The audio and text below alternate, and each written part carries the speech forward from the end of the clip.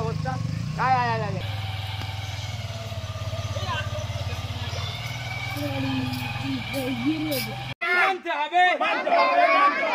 আমাদের রাস্তা পাকা করতে হবে, আমাদের সংগ্রাম, আমাদের প্রতিবাদ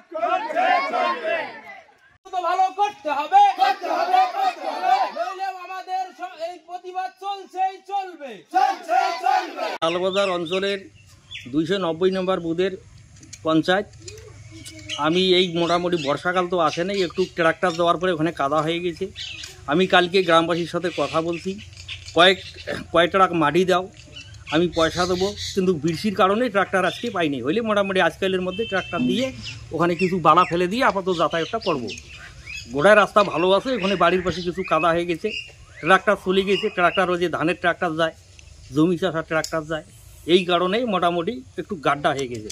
কালকে আমাকে ফোন করছিল, কালকে আমি গ্রামবাসীর সাথে কথা কয়ে নিয়েছি, আজকে ট্রাক্টরের সাথে কথা বলছি। ট্রাক্টর যদি আকাশ খারাপ না হইতো আজকে কিছু বালা ফেলে দিল, ওখানে 8-10 টলি বালা ফেলে দিল, রাস্তাটা ঠিক হইতো। এই মোটামুটি 8-10 হাত জায়গা গোটা রাস্তা পাকা রাস্তার জন্য আমরা মোটামুটি ব্লকে পাঠাছি। আমার অঞ্চল ফান্ড থেকে টাকা নাই, অঞ্চল ফান্ড থেকে মোটামুটি তাও পাঠিয়ে দেওয়া হয়েছে। পদশ্রীর জন্য ওখানে পাঠিয়ে দেওয়া আছে, চারু মাস্টারের চৌপতিতে রাজমাতা পুকুর পর্যন্ত 1 কিলোমিটার। কিন্তু আকাশে দুর্যোগের জন্য মোটামুটি কাজ হইতেছে না। আশা করি বর্ষার পরে কাজ অনিবার্য হবে।